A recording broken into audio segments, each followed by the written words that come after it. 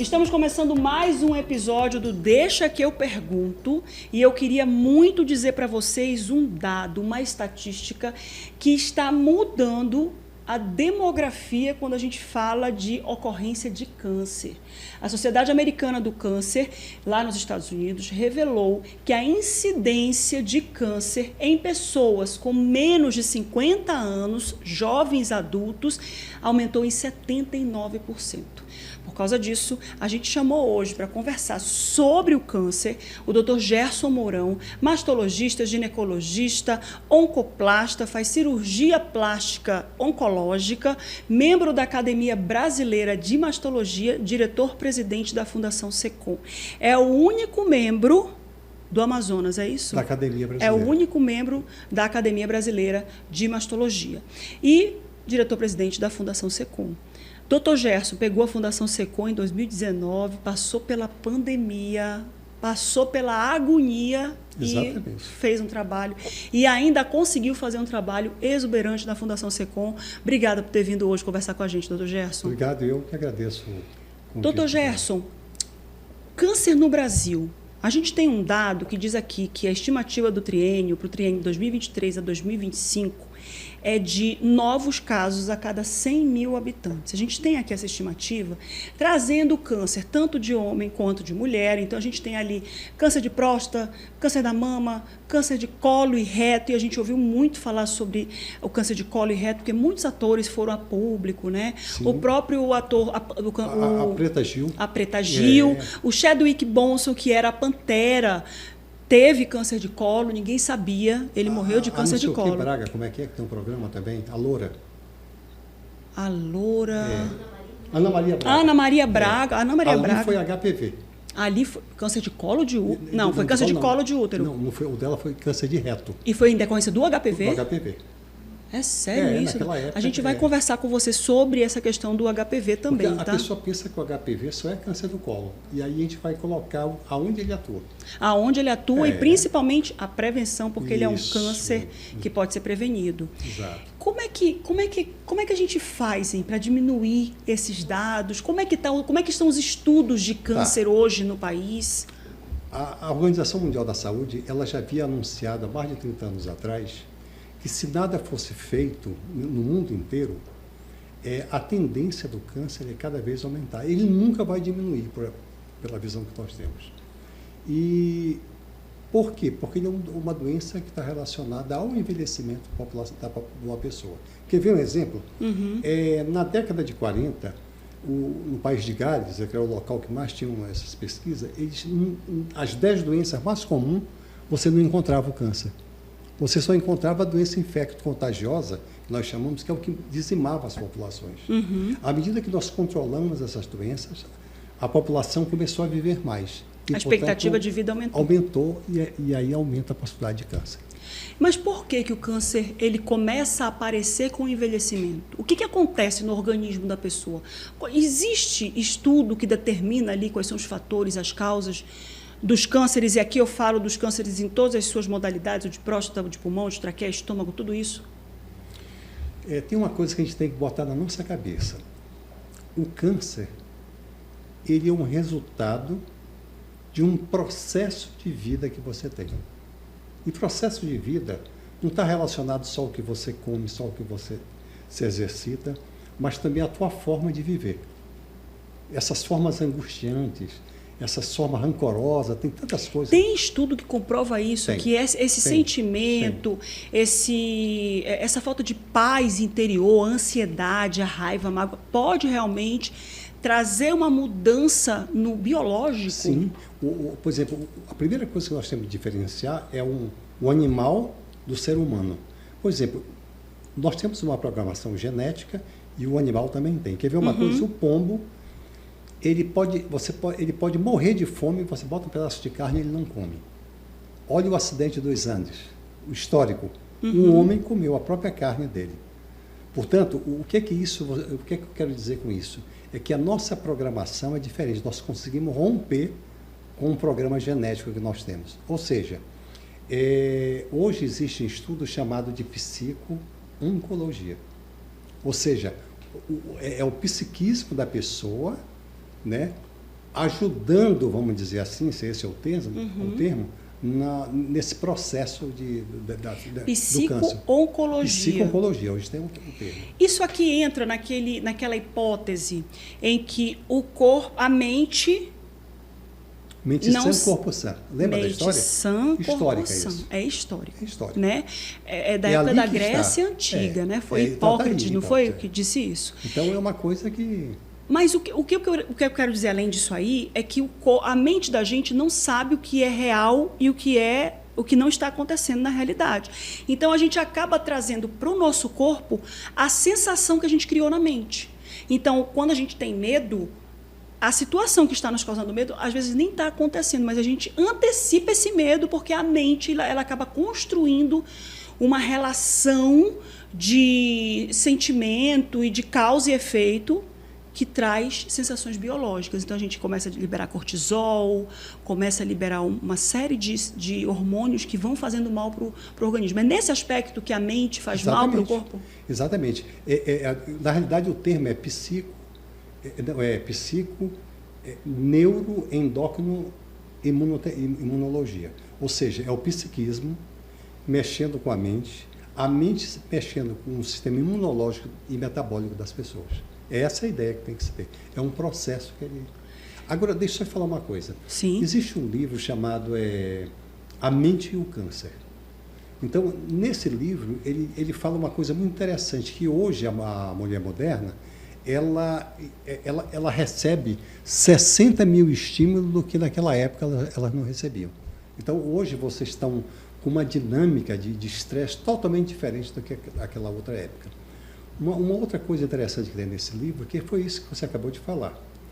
Quando você pega um susto, tem um hormônio que se chama adrenalina, que ele é importante e vital para você se defender. Agora, tem um outro chamado cortisol, que foi o que você falou, que esse é consequência de um sofrimento crônico.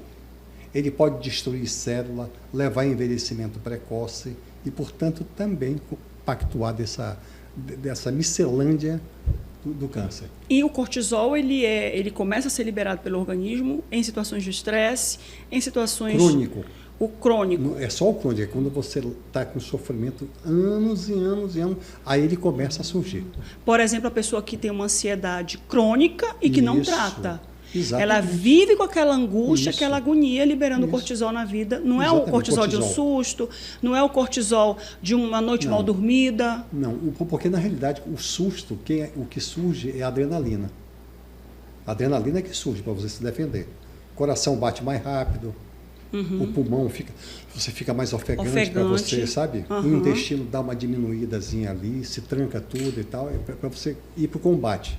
Isso é desde a época das cavernas. Vamos falar do câncer de mama. O senhor é mastologista, o senhor é ginecologista. A gente vai falar hoje, não só... a gente faz um apanhado geral do câncer, mas a gente quer hoje falar sobre câncer de mama e câncer do útero. Ou melhor, eu vou manter aqui o roteiro, eu acabei de perceber aqui, aí a produção está me olhando aqui com o olho todo, porque toda vez a gente passa o roteiro e eu furo o roteiro. Vou voltar para o roteiro. Quais são os cânceres mais comuns no Amazonas? No Amazonas, o primeiro, que não era para ser, câncer do colo. 610 casos. Isso quando o senhor fala, o senhor está se referindo tanto à população, o senhor está misturando todo mundo, população feminina e masculina? Não, porque como no câncer feminino. Foi o câncer feminino. Então, o primeiro é o câncer do colo. Certo. Segundo é próstata. Aí o terceiro é mama. Agora, quando a gente olha o Brasil como um todo, o primeiro é mama, depois é colo. Então, aqui, por exemplo, estimativa para o Triângulo do Amazonas. Quando a gente traz aqui esse gráfico, eu quero dizer que... Olha a próstata, no homem é o primeiro lá. 26%. Tá vendo?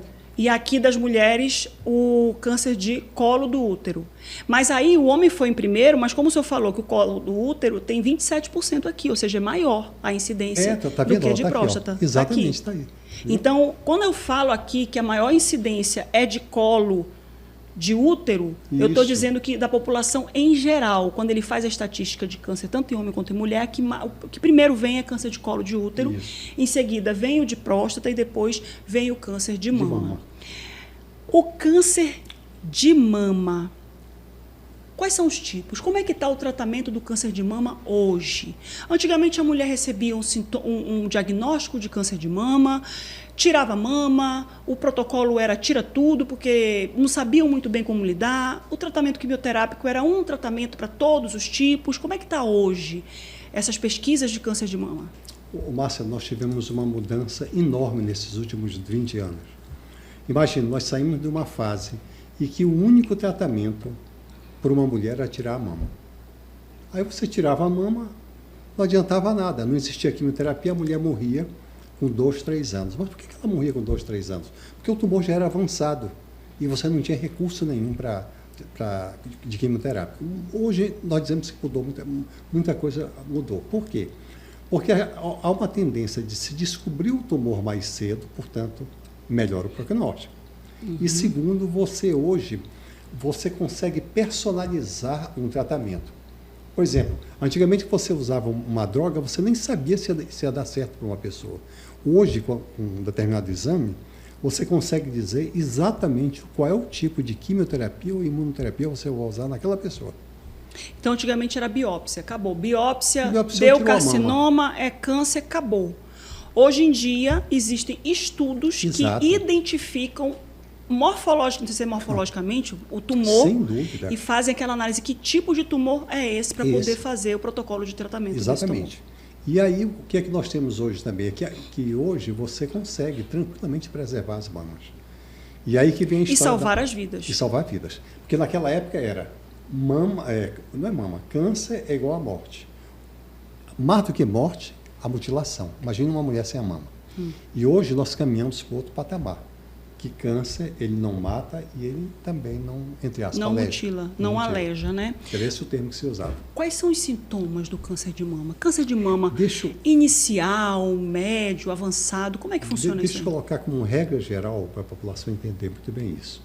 Eu vou esquecer mama, esquecer tudo. Eu vou dizer o seguinte, todo e qualquer câncer, eles trazem um segredo com eles. Eles são os assassinos silenciosos. Eles não vão dar dica nenhuma para você. Quando você menos espera, ele papocou. É o câncer do colo que já está fedendo, está sangrando. É o câncer de pulmão que o cara com falta de ar já não... Então, assim, daí que aparece, que vem a questão dos exames preventivos. É de você descobrir ele antes que ele dê o sintoma. Porque quando ele dá o sintoma, a chance de você escapar, ela diminui. Tanto é que tem um estadiamento. 1, 2, 3, 4. O 1, todo mundo ali praticamente está salvo. O 4 é muito mais difícil. É difícil? É mais difícil. Deus está aí para poder operar um milagre, porque realmente o nível, né, a gente vai discutir isso com relação a esse estadiamento que eles chamam, né, o estágio do câncer. Aqui a gente tem as análises do mamilo, da mama, né, mamilo, secreção do mamilo, caroço na axila, das mamas. O que a mulher precisa ficar atenta nas mamas dela para ela poder identificar e que tem um câncer ali? Veja o detalhe. O exame mais importante que você vai fazer para as pessoas que menstruam ou não menstruam é fazer o seu autoexame. O que é que você vai descobrir no seu autoexame? Primeiro, em quase 95%, o câncer se manifesta como um nódulo indolor, olha o segredo dele, indolor, e que você pega nele e ele está preso na mama. Diferente, por exemplo, dos tumores benignos, que você aperta e ele se mexe na mama. Você aperta e ele fica se mexendo. Ele samba ali no dedo, samba né? no dedo, pronto. Ele movimenta no dedo. Pronto, ali. O outro não. Ele está preso na mama. Então, a maioria das vezes, a mulher no autoexame vai descobrir isso. Agora, tem outras coisas, como você já mostrou aqui. Um mamilo, quando você levanta o braço, que o mamilo entra, ali pode ter um câncer. Uma outra coisa também que tem que ficar muito atento é para a secreção do mamilo. A secreção, normalmente, que você tem que estar atenta secreção que sai nas duas mamas, bobagem. Agora, quando ela sai por uma mama só e por um buraquinho só, porque são 22 buracos, então eu diria um buraquinho só, né? Você tem que estar atento. Principalmente se ele for água de rocha. Não é o sangue. Se ele for transparente? Transparente é pior do que o sangue, entendeu? Porque no sangue, quando você aperta e sai o sangue, a maioria se trata de uma patologia benigna, que a gente chama de papiloma. E quando sai a água, ele corre um risco maior de ser um câncer ali. E pode ser turvo, meio amarelado, também é? Não. Porque assim, quando você aperta, sai amarelo, azul, multicolorido, esquece, não é problema. Se vier translúcido é que é o problema. É o perigo. Ou seja, essas várias cores é em decorrência de uma inflamação nos ductos. Entendeu? A gente chama de ectasia ductal, isso não precisa operar, não sei o que incomode a pessoa. Mas não é cirúrgico. Agora, poro único é igual a cirurgia. E caroço na axila, inchaço na mama toda, só de um lado, a gente está vendo que uma mama é maior do que a outra. Porque tem aquele inchaço normal. O que eles estão falando é o seguinte, é aquele inchaço que não desaparece após a menstruação, que a mama ela incha, menstrua, ela desincha. Aquele inchaço que ele permanece, mas o que falta completar aqui é o seguinte, o que você tem que ficar atento? Você já viu uma laranja? A laranja não é um inchaço cheio de buraquinho? Sim. Esse tipo de inchaço você tem que estar atento. Ou seja, quando você olha a sua mama inchada, que parece uma laranja, cheia de buraquinho assim, cadê isso? Na pele, que o senhor diz? A textura dela. A textura da pele. Quando a pele está espessada e ela está... Os poros evidentes, é como se fossem os poros evidentes. A gente chama isso de casca de laranja. É um câncer gravíssimo e que ele se manifesta dessa forma. Nossa, mãe do céu. Mas está faltando um aí, sabe qual é? Qual é? Deixa eu ver qual é. Daqui está aspecto enrugado, inchaço na parte interna. Não, sabe qual é? É uma pessoa que tem uma coceira no bico do peito. Irritação na pele. Tá, mas não é na pele, é no bico do peito, tá? Uma coceira no bico do peito. E aí ela passa uma pomada, ele melhora um pouquinho, depois ele volta de novo. Mas é uma coceira com um edema? Não tem só edema. Coceira? Só coceira no bico do seio e você depois percebe que o bico está sendo comido. Ali pode ser um câncer. Nossa Senhora. Aí você faz mamografia, faz o que você quiser. E não tem nódulo? Não aparece nada. É um câncer também raro. Gente, então você precisa aprender a se conhecer e identificar o que você sempre vê que é igual e um belo dia está diferente. Essa é a grande cartada que você colocou agora, perfeitíssimo. Viu? Você sempre tem que estar se olhando, se palpando. Mas minha mãe é difícil para examinar. Te examina todo mês, que um dia tu vai notar uma coisa diferente. A memória fotográfica, a coisa vai montando. A tua digital vai identificar quando tem uma coisa errada. O Lucas, que é o nosso mídias que está aqui na administração da nossa gravação hoje, ele fez uma campanha no ano passado. Eu falei, Lucas, outubro rosa, eu quero uma campanha aí, vamos embora fazer alguma coisa aqui na rede. E ele buscou na internet, pegou fotos e tudo e montou uma locução, né, um áudio e tudo, que dizia assim, com relação a esse aspecto que o senhor disse aí, mas é difícil você identificar a mama, ter os ductos, você não consegue e saber ali o que é dela e o que não é. No vídeo que ele separou, vou pedir, inclusive, Lucas, que você puxe para cima e fixe, se for o caso, ali na semana que a gente for falar da entrevista, que é assim, a mama é difícil mesmo de você reconhecer as coisas, mas se você pega nela todo dia, o que você vai procurar? Você vai procurar um caroço de feijão num balde de arroz. Então, você vai sentir sempre a mesma coisa, todo mês, mas um belo dia, se for um diagnóstico de câncer e aparecer um nódulo, você vai sentir uma coisa diferente na sua mama que você nunca sentiu antes. Então, é isso que você tem que procurar. Você não vai procurar um caroço assim assado, você vai procurar aquele ponto que é diferente em toda a mama que você é acostumada a sentir arroz, amendoinzinho, nozes, aí você acha um carocinho de milho. Isso, essa é a ideia. Mas só vai encontrar quem se examina. E por isso que as sociedades aconselham que você inicia o autoexame a partir dos 18 anos. Porque quanto mais cedo você começa, mais cedo você vai identificar essas doenças. E, gente, eu não quero assustar ninguém que está aí do outro lado, mas a gente precisa aqui chamar a atenção para o índice de câncer de mama em mulheres com menos de 50 anos. Tem mulheres com câncer de 45, de 48, de 43, de 39, de 38, e já vi mulheres, notícias aí na internet, de 25 anos com câncer de mama. E olha, plano de saúde, a Organização Mundial da Saúde, portanto, o Ministério da Saúde determina que a primeira mamografia vai ser feita com quantos anos, doutor Gerson? 50 anos. O Ministério da Saúde. Da Saúde. A Sociedade Brasileira de Mastologia indica a partir dos 40. Então, se você não tem um plano de saúde e está no SUS, só se o mastologista quiser brigar com o departamento lá de diagnóstico. Exatamente. Porque ele só vai lhe recomendar com 50 anos a primeira mamografia. Então, o autoexame é fundamental para você chegar no mastologista e dizer, estou com uma suspeita. Aí sim ele não tem para onde correr para poder fazer a solicitação do exame. Interessante, você puxou uma coisa muito interessante. O pessoal diz, não, que nada, o autoexame. Vê nos Estados Unidos se eles ainda fazem autoexame. Não é isso, não. Nós temos que olhar a realidade do Brasil.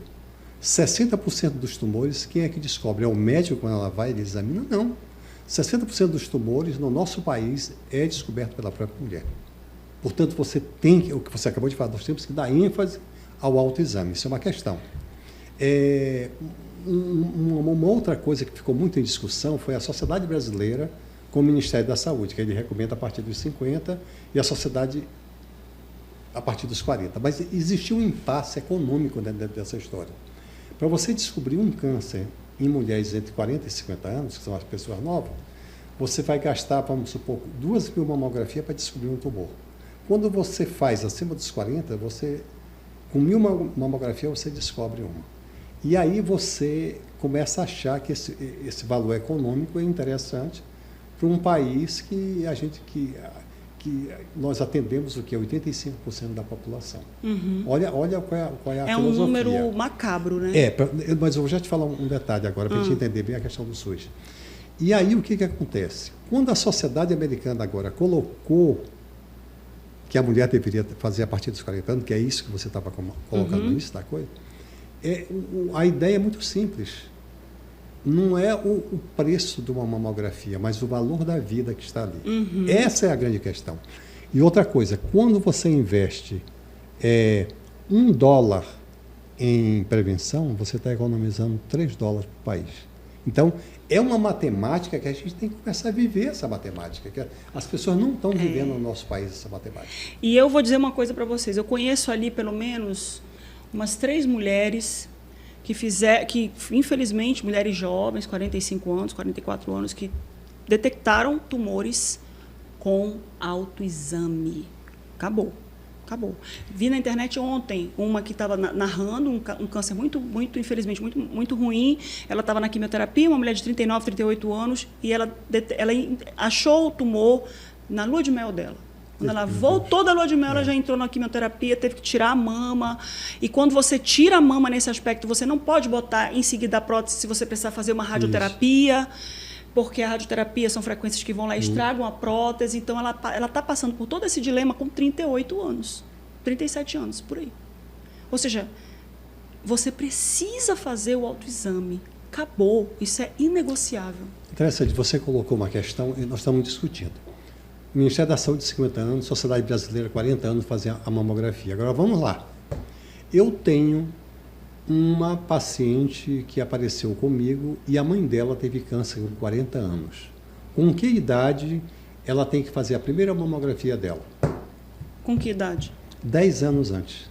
30 anos. 30 anos ela tem que fazer a primeira mamografia. Está entendendo como a história da família? Como nós temos que trabalhar isso muito bem? E depois você vai ter um slide aí que eu vou mostrar para você entender como é que isso se desenrola. Aqui é manifestação. Aqui o que é importante? 95% se manifesta em forma de nódulo. Uhum. O derrame, que é aquela secreção, 4%. E a dor, que tanto o pessoal fala, praticamente é insignificativo. O câncer não se manifesta com dor. Não dá dor, não dói. Quando está não dói. Já está invadindo a costela, já está... Entendeu? Está no osso já é uma metástase óssea, né? Qual é essa fase pré-clínica aqui, Lu? Coloca para mim. Entender essa aí, passa o próximo. Põe aqui a fase pré-clínica. Só para me mostrar um negócio aqui. E isso aqui é engraçado. Esquece esse nome, fase pré-clínica.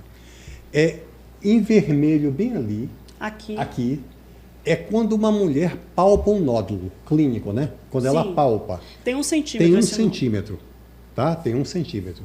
Agora, veja só, como ele passou quase 10 anos escondido nessa mama, e ele só se manifestou quando ele atingiu 1 centímetro.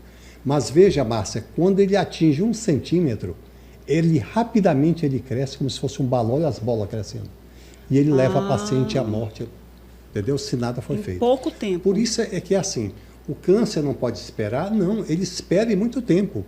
Só que à medida que ele surge dali para frente, você tem que correr. A mamografia consegue detectar com 1 milímetro? Não, essa comparação eu queria que você entendesse. A mamografia, ela consegue detectar ele 10 vezes menor do que o toque. Aquele. E às vezes 3 anos antes. E assim, a mamografia ela pode descobrir uma coisa que nem o ultrassom nem o exame clínico vai descobrir, que é o sinal mais precoce do câncer, que não é o nódulo. É o que a gente chama de microcalcificação. Umas calcificaçãozinhas que aparecem na mama. Então, ela detecta antes e, portanto, ela salva, quando você consegue descobrir nessa fase, mais de 40% das mulheres. Ou seja, olha a importância da mamografia. Da mamografia. Entendeu? O que é o BRCA, que está ali no canto ali? Então, veja só, isso aqui é uma evolução. Nós estamos saindo do exame clínico, evoluímos para a mamografia, e agora nós temos o famoso BRCA. O que é o BRCA? BRCA, você vai lembrar que é a história da Angelina Jolie. Ia perguntar isso. Seria aquela mulher que tem várias pessoas com câncer. A mãe dela tinha câncer e a avó morreu de câncer. Uma de ovário também pelo meio, um negócio bem forte. O que acontece? Ela fez o exame e deu que era positivo. Um exame genético. Genético, chamado BRCA do sangue. O que acontece? Ela fez e ela teve que tirar a mama, tirar o ovário, fazer todas aquelas questões. E eu me lembro que nessa época as pessoas disseram, mas ela fez porque ela tinha dinheiro. Foi por isso que ela fez. E cadê o genético. Genético. Por que aqui no Brasil a gente não faz? Não. A questão não passa por aí. O que nós precisamos entender é que só 5% da população aliás, no máximo 10%, melhor dizendo, é que tem esse BR alterado. Ou seja, a maioria dos cânceres, olha a ideia que eu quero passar para vocês. A maioria dos cânceres não são genéticos. Não são genéticos, tá? Certo. Eles não são genéticos. Pegar seu celular aqui porque ele na mesa. Tá. Eles não são genéticos, entendeu? Eles acontecem esporadicamente, ao acaso. Então, só 10% é que tem isso. Por falar nisso, me fizeram um convite para participar de um grupo de 8 colegas, que tem um oncologista, uma série de pessoas, para a gente traçar um plano para o BRCA para o SUS. Então, essa vai ser uma grande vitória nossa. Porque o BRCA, apesar de ter um índice muito pequeno, ele vai ser determinante para a sobrevivência daquela mulher e para hipóteses de recidiva.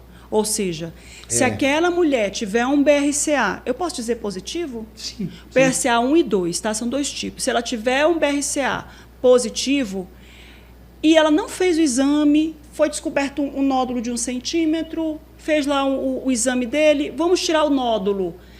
A probabilidade dessa mulher ter câncer de novo, ou na mesma mama ou na outra, é enorme. De ovário. E de ovário, de útero e de tudo. Por quê? Porque ela está com uma marcação genética de que ela vai... A probabilidade dela ter câncer é de 40%, 48%, 50%. O que a Angelina Jolie fez? Ela fez o teste genético dela, considerando as hipóteses da mãe e da avó. Foi demonstrado que ela tinha o BRCA 1 e 2 positivo, ou seja, a probabilidade dela também ter câncer era de 50%, mais de 50%, 48%, quase 50%, e ela tomou uma medida drástica. Ela disse, vou tirar as 2 mamas e o útero, porque a probabilidade de eu ter câncer é de 50%. Exatamente. Então, por que eu vou deixar um tecido que vai ter um desenvolvimento de câncer em mim, se eu posso tirar esse tecido e vou fazer e não vou ter câncer? Tiro a possibilidade de eu ter câncer. E BRCA é um marcador para câncer de mama, não é isso, doutor Gerson? E uma coisa muito interessante que você falou aí, é que quando eu falo do câncer esporádico, aquele que acontece ao acaso, ele aparece nesse ponto e ele está só nesse ponto. Só esse ponto está marcado com câncer. Quando você tem o BRCA, não é só aqui. Ele está marcado toda a mama e a outra mama e outras partes do teu corpo. É por isso que você tem que fazer uma intervenção. Outras partes do corpo, que o senhor diz, originário da mama. Então, vai sair da mama e vai para outras partes. Não é só nesse pontinho que ele fica. Sim. Todas as células estão marcadas com BRCA para desenvolver o câncer. Por isso é que eles tiram as 2 mamas. Tiram. Que é uma coisa que o doutor Gerson... O doutor Gerson, assim, hoje em dia, quando vamos dar um exemplo assim, então diagnóstico, tire tudo. Não existe nenhuma comprovação não clínica de que você Isso. teve um câncer, que não tem um BRCA positivo, Isso. que não tem lá um outro marcador no câncer, que é o HER não sei o quê, que é um grão de lá de proteína, que o câncer se alimenta daquele, o organismo alimenta o câncer. Não tem isso.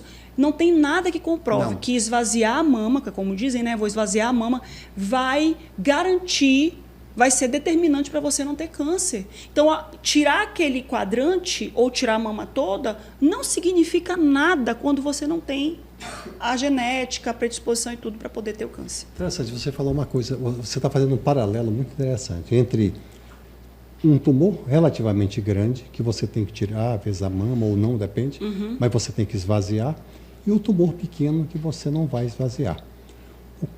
Qual é o impacto dessa história? Esse impacto dessa história é uma das coisas mais interessantes que você pode imaginar. Eu vou fazer um paralelo prático. Vinha uma senhora do interior, eu tirava a mama e tirava a axila dela. Aquele braço que eu tirei a mama e a axila, tudo, ela nunca mais vai poder lavrar. E uma tenista não vai nunca mais poder jogar seu tênis. Qual é o grande avanço da medicina? Você preserva a mama da tenista, a mama da senhora do interior, e você não esvazia a axila. E com isso, o que é que vai acontecer? Ela vai continuar lavrando lá no campo e a tenista vai continuar jogando. Entendeu? Funcional. A mulher continua funcional.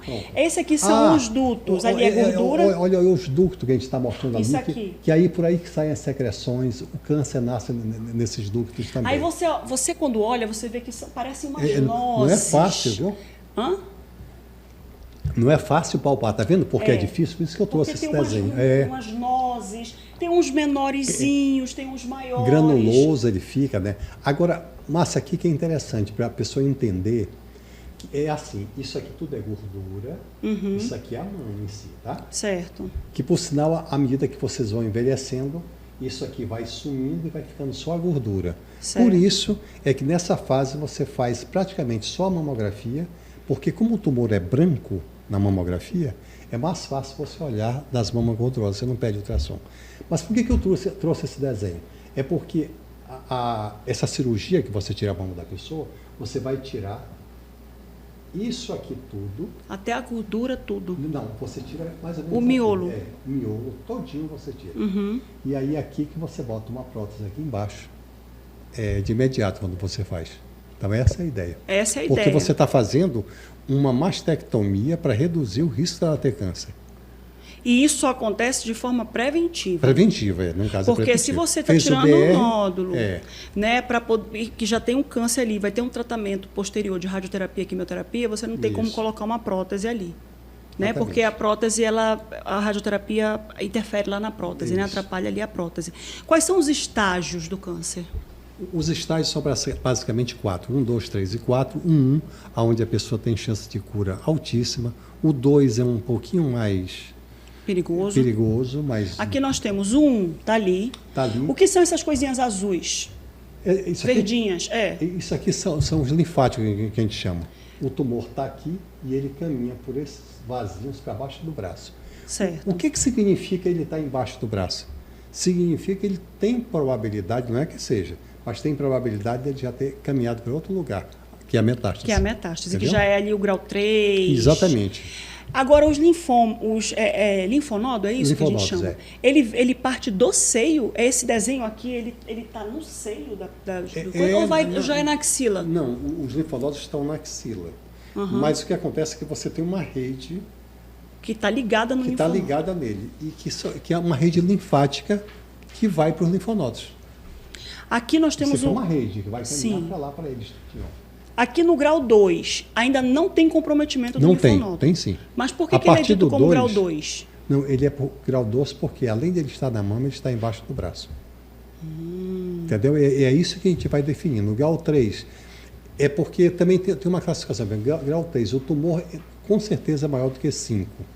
Entendeu? Porque, por exemplo, o tumor menor, até 2, ele é 1, se tiver com a axila negativa. Certo. Se ele tiver 2 centímetros, mas ele tiver a axila comprometida, ele vai para o 2, mesmo Sim. tendo aquele tamanho. Sim. Entendeu como é que é? Entendi. E Depende da maldade do tumor, digamos assim. Então depende do a invasão tamanho, dele, né? Depende do tamanho do tumor e depende se ele invadiu ou não a axila, e você vai classificando. Entendi. Entendeu? Aqui ele já está no linfonodo. Já está com certeza no linfonodo. No grau nível 3. 3 E o 4, infelizmente, se é você olhar lá no fundo, tem um pulmão.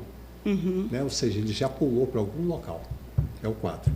O que caracteriza o 4 é que ele não está mais na mama. E a gente tem que entender que é por isso que nós conservamos as mamas hoje. Nós temos que entender que não é o tumor que está na mama que mata uma pessoa. É o que sai da mama. Por isso é que você faz aqui na terapia. Como assim? Ah, o que saiu da região da mama. Da mama. Ele foi para o sim. pulmão, para o osso, para o fígado, ele vai para vários locais. E é ali que ele mata a pessoa. Nossa. Quais são os tratamentos? Os tratamentos hoje que nós temos são os mais variados possíveis, mas você tem, acima de tudo, que identificar que tipo de tumor você tem ali.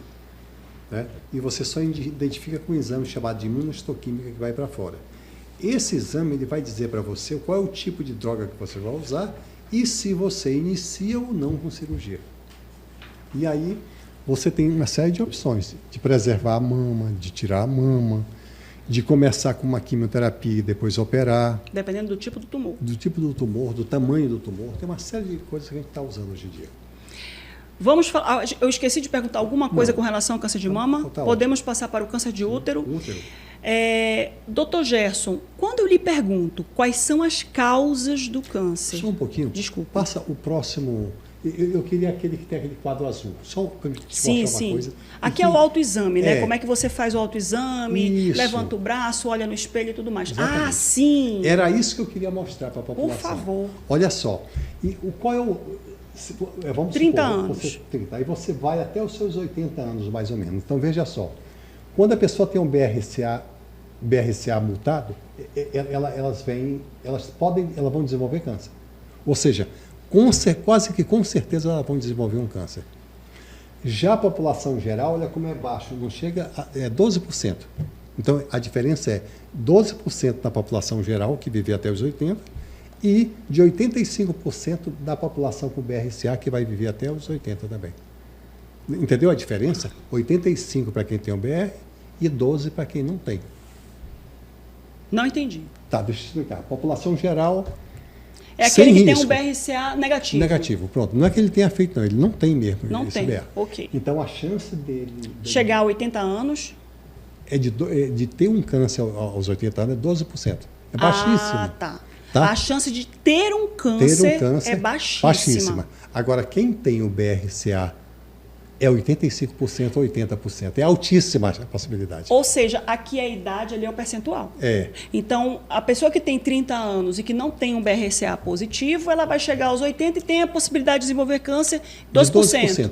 Quem tem um BRCA positivo aumenta para 80%. 80%. A Por isso é que você possibilidade. faz a intervenção. Exatamente. E aí já tira logo. Tem que tirar porque preserva a vida. Não estou falando isso de mesmo. dinheiro, estou falando de preservação da nós vida. estamos falando também de uma coisa, de medicina de precisão. Você viu ali que a população geral faz não sei quanta mamografia para descobrir um tumor, um câncer. Ali, você faz um BRCA e você define toda a vida dessa mulher. Já determina tudo. o que ela vai fazer dali. Ali a gente pode dizer um determinismo mesmo. E o Estado tem esse exame? Não.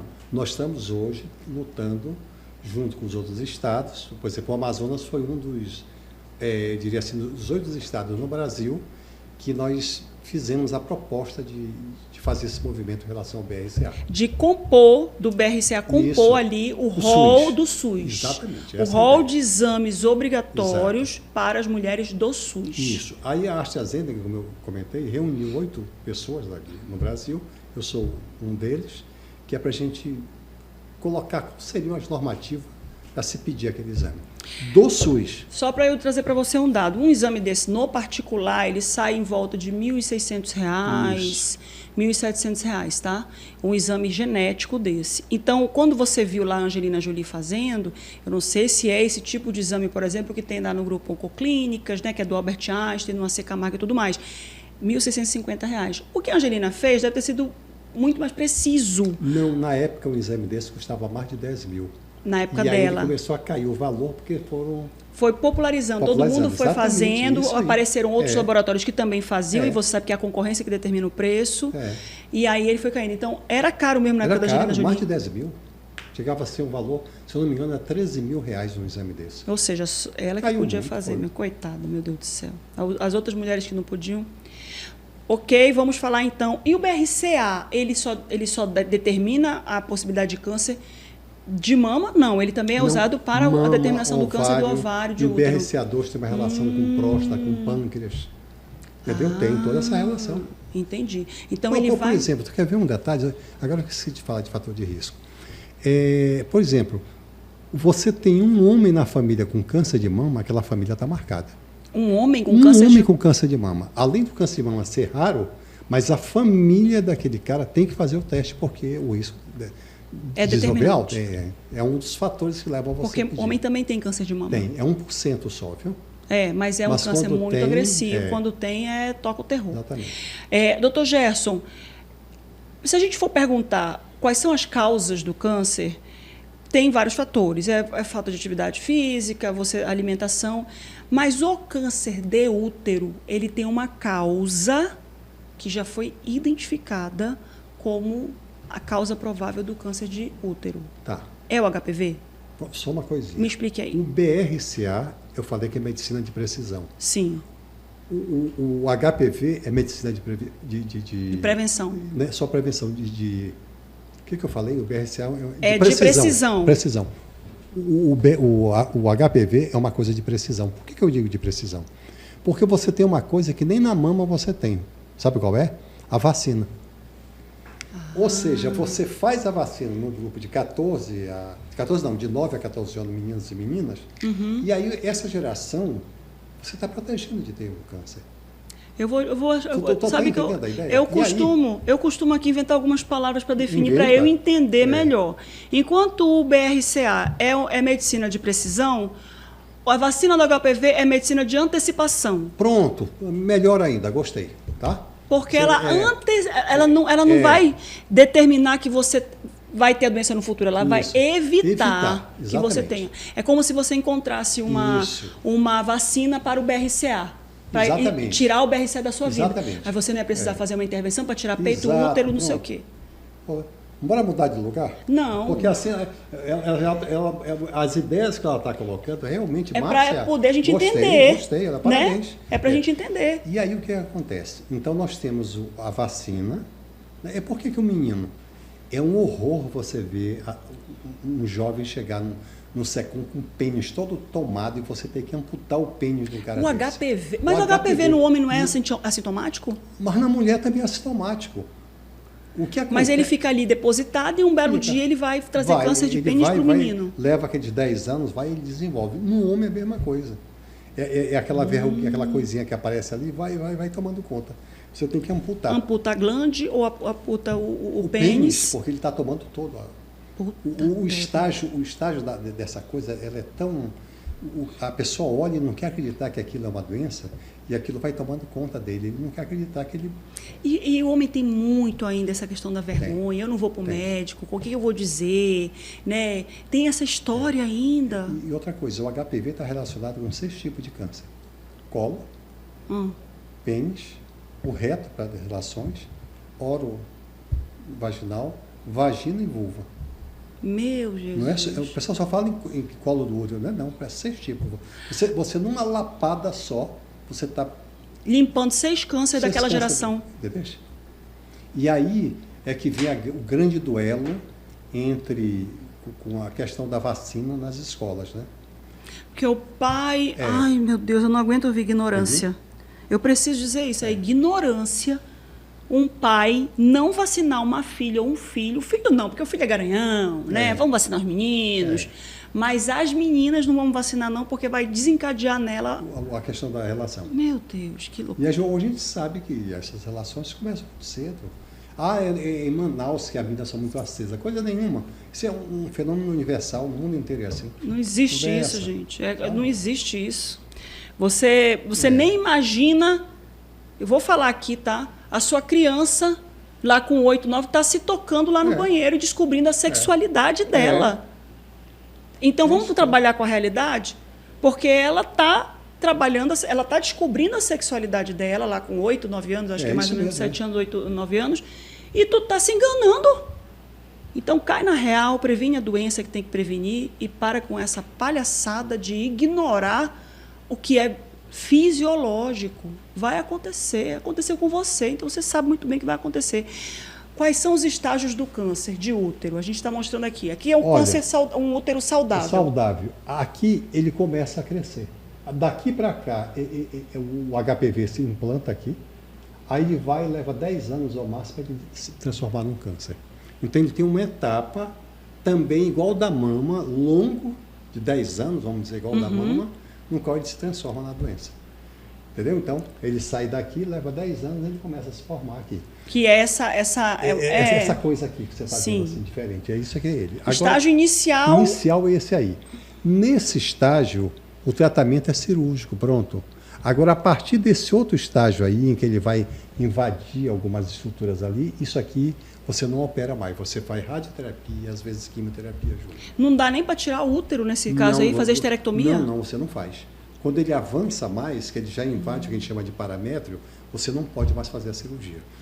Você tem que fazer a radioterapia. A chance dele está ali. Aí com a radioterapia ele reduz? Reduz, né? Você controla, como se você tivesse feito uma cirurgia dele. E aí não precisa mais tirar o útero nesse caso? Não precisa mais tirar. Entendeu? Não pode voltar, não? Bom, o se HPV? voltar, aí entra a questão da cirurgia.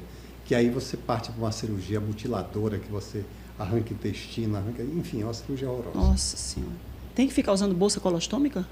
Quando corta o reto, que não consegue emendar, aí tem que usar a bolsa. Pelo amor, você vê como é grave o câncer de colo de útero. E o estágio avançado já está em metástase, digamos assim. Uma coisa que você não... E aí é que vem a história. É um câncer absolutamente prevenível. É uma tristeza, né? Um câncer que tem um preventivo mais forte do que a própria mamografia, que é o preventivo que ela faz todos os anos. E ela ainda tem uma terceira chance de escapar, que é fazer uma cirurgia chamada conização. Ou seja, ela tem algo que vai um dia virar um câncer. E aí você corta o colo dela, ela não vai mais ter câncer. Não espalha mais. Não vai mais ter câncer. O que é a...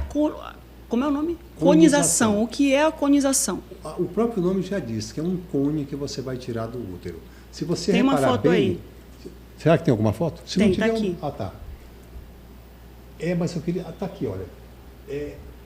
O que vai ser tirado é como se fosse... o útero está aqui, aqui é o colo. Então você tira como se você tirasse um cone mesmo. Você vai fazer como se fosse o sorvete. Sabe quando você pega a bola do sorvete e tira assim? É como se você tirasse a tampa da garrafa, da rolha da garrafa, seria aquilo. Cava assim, redondinho. Cava redondinho e tira aquilo ali. Tira aquela parte mais larga funilando. Por isso que é um cone. Isso aí você corta aqui como se fosse o dedo, uma falange do dedo. Aqui, olha, você viu... tá aqui, ó. Pronto. Pronto. Foi removida a lesão. Só que essa cirurgia, ela é possível naquela fase 2 lá, quando já aparece a lesão. Não. Quando é câncer, não é isso aí, não.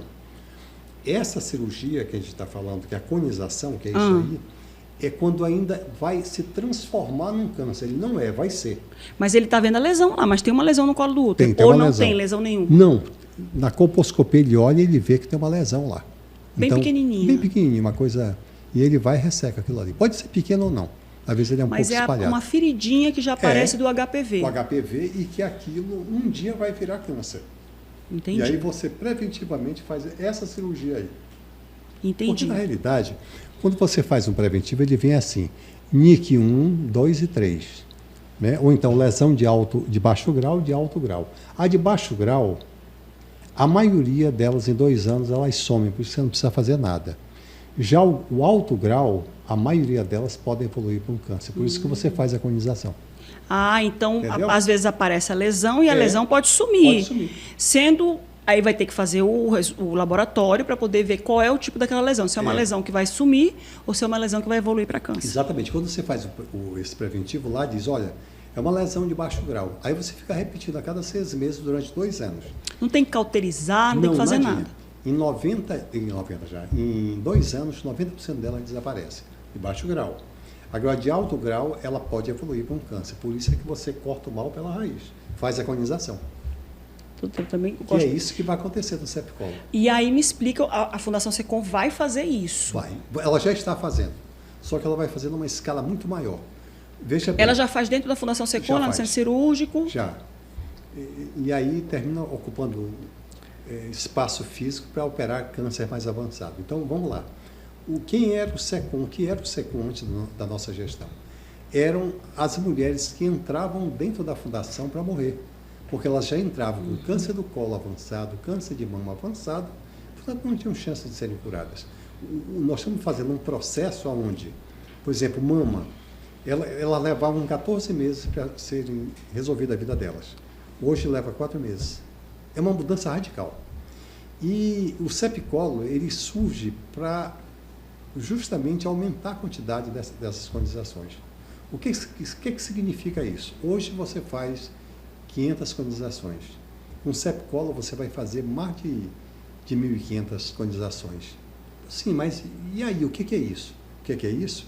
É que quando você faz 1.500 conizações, você está evitando que nesse estado do Amazonas 1.500 mulheres desenvolvam câncer de colo. Olha quanto fantástico é isso. E por isso vai precisar aí que a gente tem doutora Mônica Bandeira de Isso. Mello. Olha aí ela fazendo a campanha lá. Né? Na realidade, foi o Nicolau, o deputado na época, que ele me ligou e disse assim, já tem alguma coisa aí que vocês queiram ir para o SECOM? A gente tem isso numa quarta. Sexta-feira ele apareceu. Eu disse, Mônica, vamos conversar com o Nicolau. Trouxe o projeto, mostrou. Na segunda-feira, o Marcelo Campelo, que era o nosso secretário de saúde, por sinal, parabéns ao Marcelo como secretário, foi uma pessoa de Marcelo Campelo é nada extremamente... igual ao Marcelo, não surgiu até hoje. E ele é extremamente técnico, já conversei com ele aqui sobre o livro que ele escreveu, ele é excepcional, o doutor Marcelo. E aí, resultado da história, o Marcelo, o que eu estava falando aqui sobre que o Nicolau foi lá. O Nicolau foi lá. Aí o Marcelo me liga e diz assim, olha, tem uma emenda aqui de 12 milhões aqui, o que é isso? Aí eu disse, não, foi o deputado Nicolau que esteve aqui, é para o nosso projeto do câncer do colo. Aí o Marcelo se empolgou. Então foi ali que nasceu a ideia. E esse cara que está do lado é o doutor Cruz, ele que fez o projeto e doou para o SECOM o projeto. Fez o projeto. O doutor Cruz é arquiteto? É arquiteto que ele fez o projeto todo da clínica. Todo, isso aí é dele. Que é o Sepcolo. Que é o quê? É centro... É centro de prevenção do câncer de colo. Do câncer de colo. E hoje, como é que está o projeto? O projeto, eu acho que está em quanto por cento? Vai ser mais de 80%. Ele vai ser entregue em final de junho. E está convidado para ir lá. Por favor, nos avise. Nós vamos fazer a entrega, porque é um marco. É um marco histórico, um divisor de águas. Olha, só te contar uma história. Quando eu pego um câncer avançado, olha a história da prevenção. Quando eu pego um câncer avançado, eu gasto em cirurgia, radioterapia, quimioterapia caríssima, cuidados paliativos, transfusão de sangue, interna. Soma isso aqui tudo e vê quanto é que dá. Aí você compara esse horror de dinheiro que é gasto com uma conização que não é nada. Uma conização, você opera de manhã e de tarde, ela está em casa. Olha o impacto. Então, aquilo que eu te né? Tu não entra na fila do SECOM junto com quem está tirando a próstata, junto com quem está tirando a mama, junto com quem está... Olha a ideia. E outra coisa, aquela velha história, investe $1, ganha 4. É excepcional, como coisa simples que a medicina já desenvolveu, já mostra que é possível para começar a atender mais mulheres, não só da capital, mas do interior. Mulheres que não podem ficar aqui, mulheres que vêm lá de Maraã, que é distante de barco, são 30 dias para você chegar em Maranhão. Aí uma mulher que está com câncer lá, está com uma lesão no colo do útero, doutor, eu tenho 5 filhos, eu não posso ficar aqui muito tempo. Não se preocupe, você vai operar de manhã, de tarde, você está bem, no outro dia você vai embora para casa. Já pensou o que é isso? O impacto na vida de uma mulher que não precisa ficar internada e se recuperando por dias, às vezes por 2 semanas, 3 semanas, e os filhos perdidos lá na cidade. Quer dizer, é um cuidado, não só quando a gente fala em economia para o Estado, para o Sistema Único de Saúde, mas é um ganho de vida, de qualidade de vida para essas mulheres. Nossa, interessante. Você está sendo A tua fala realmente está sendo além do que eu estava imaginando nesse nosso encontro. Você está tocando em pontos fundamentais. Assim, imagine o que o câncer de mama ele acontece normalmente depois dos 40 e o câncer do colo atinge essas mulheres abaixo dos 40, com filhos e tudo. O Estado, a nação, tem um dever com essas mulheres. Exato. Que elas ficam órfãos, deixam os filhos órfãos aí, ainda novinhos, essa coisa toda. Porque então, olha, isso que você falou é perfeito. Não é uma sabe? questão só econômica, doutor Gerson. Não é, pô. Uma mulher vem para cá, fica não sei quanto tempo aí para poder ser em fila e tal. Ela já entra, faz o cone, de tarde vai para casa e depois no segue outro viagem. dia vai embora, volta para casa dela, vai cuidar dos filhos sem dela. dúvida. Então, assim, é um impacto na sociedade. Porque, e na maioria das vezes, essa mulher, além de cuidar dos filhos, cuida do pai e mãe idoso, que também está lá no interior. Não pode.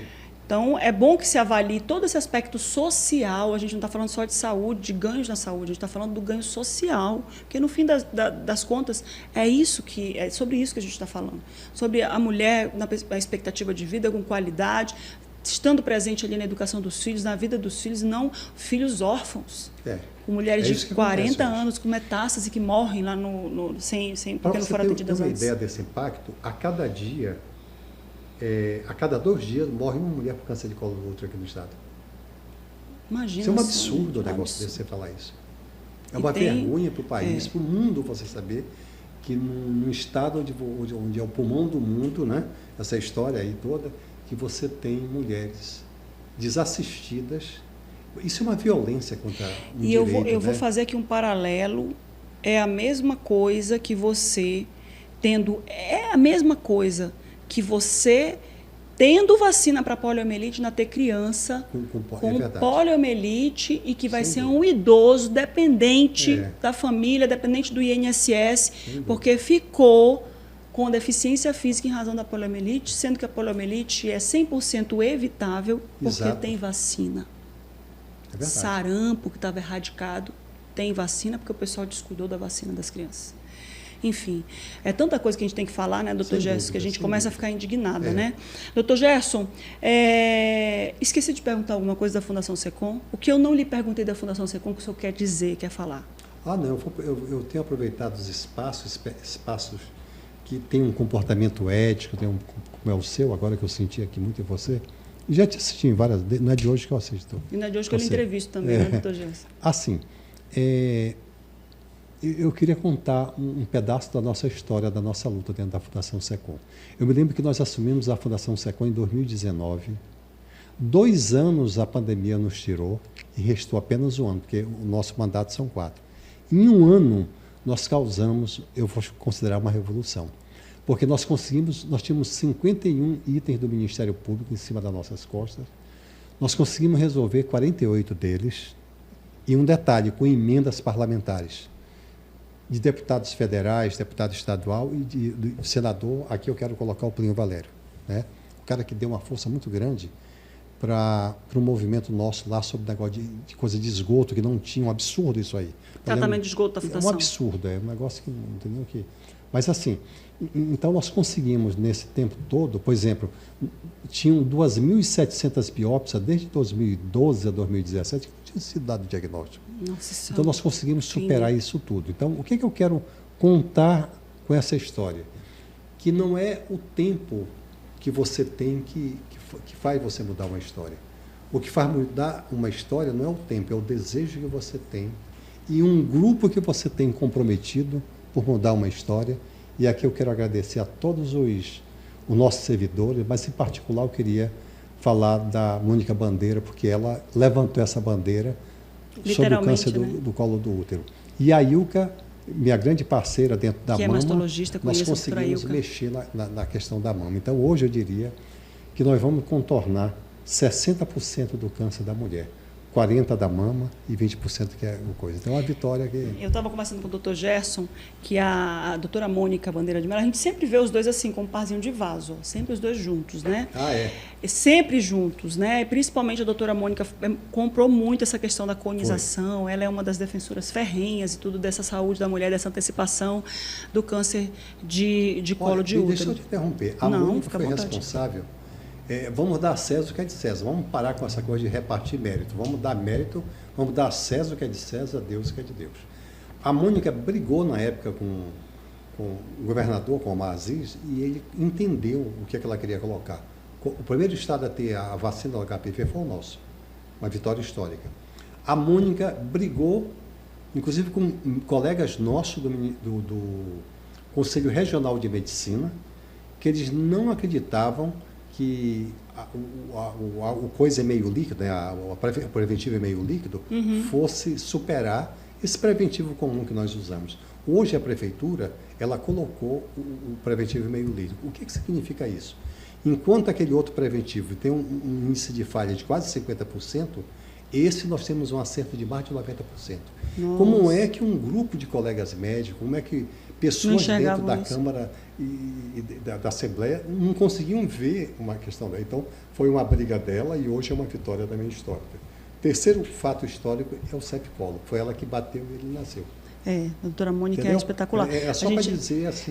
A gente estava conversando isso, me lembro muito bem dessa fala que a doutora Janaína, que é uma amiga minha, ela sempre disse isso. Ernest Hemingway, né, um grande escritor, né, ele dizia assim, uma das falas dele dizia assim, quem está nas trincheiras com você? Aí lindo, alguém perguntou, verdade. E isso importa mais do que a própria guerra? Quem sabe que a Segunda Guerra Mundial ela foi feita dentro de trincheiras, né? Não, foi a Primeira Guerra Mundial, se não me engano. A Primeira Guerra Mundial foi feita dentro de trincheiras. O que eram as trincheiras? Eram buracos que os soldados cavavam na terra para não serem bombardeados. Eles se escondiam, ficava igual tatus ali, embaixo dessas trincheiras úmidas, com rato. Os banheiros eram feitos ali. Então, foi uma situação assim na Primeira Guerra Mundial completamente deplorável para os soldados. Mas era ali que eles se salvavam. Então, o Ernest Hemingway comentou isso. Eu estava falando com o doutor Gerson. A doutora Mônica Bandeira de Mello está com o senhor nas trincheiras? Está comigo nas trincheiras. É verdade. Ela vai para a guerra comigo, né, doutor Gerson? Precisa enaltecer também que eu trabalho com a doutora Mônica.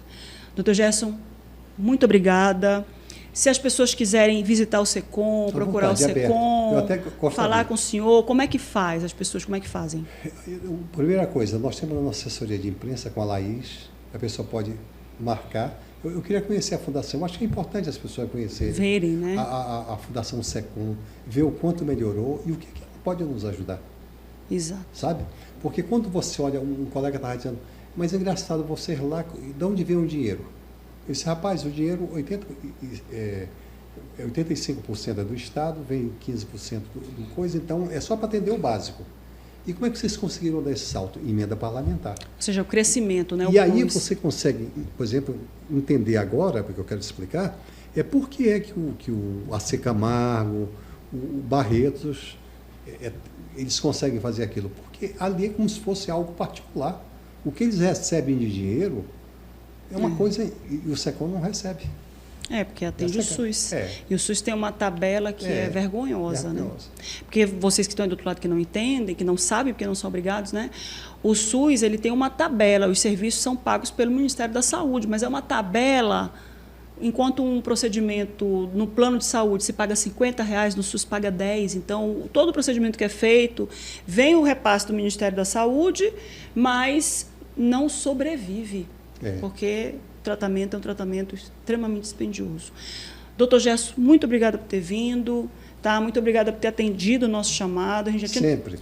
A gente tinha tentado fazer uma outra entrevista, mas os nossos horários também se enrolaram e tudo, que o doutor Gerson precisa atender o SECOM, precisa conversar com as pacientes dele, ainda precisa comparecer na caridade, né? Porque ele, além de ser um profissional espetacular, extremamente técnico, é extremamente cuidadoso e atencioso, o que eu sempre digo assim, ele é um médico que cuida do câncer, previne o câncer de mama, de útero, mas ele também é um médico das almas, né? Um médico de almas. Obrigado. Obrigada, viu, doutor Gerson? Eu tenho que agradecer esse seu espaço, por sinal, um espaço maravilhoso, viu, Márcia? Você é uma entrevistadora de ponta, tá de parabéns. A gente conversou muito, aliás, né? Se você sabe que entrevista tem muito a ver com o momento espiritual que você está, entendeu? Sabia disso? Porra, tem caras que são bons, eu vou para ser entrevistado, eu erro, ele erra também. É a sintonia, né? E de repente a gente entra numa sintonia que a gente nem sabe por que aconteceu. Né? Eu acredito aconteceu nisso. aí. Aconteceu, eu acho que... talvez tenha sido uma das melhores entrevistas que eu tenho feito até hoje, em termos assim de informação, mas de sensibilidade também. De sensibilidade. A gente sabe o motivo, né, doutor Gerson? Deixa pra gente, Deixa né? pra gente. Obrigada a você que acompanhou mais essa entrevista do Deixa que eu pergunto. Faça seus comentários aqui embaixo. Qualquer coisa a gente vai atrás do doutor Gerson, grava as respostas, que ele diligentemente já atendeu a gente aqui. Doutor Gerson, faça uma gravação aqui, ele grava, ele é sempre cheio de atenção. E você que está aí do outro lado sabe que o Deixa que eu pergunto é para você se esclarecer, para você se informar, para você sair daqui da programação da Rede MLC muito mais bem informado, para melhorar a sua vida, para melhorar a convivência com a sua família, com a sociedade, para melhorar você nesse mundo. Já sabe, hein? É assunto, deixa que eu pergunto. Até a próxima.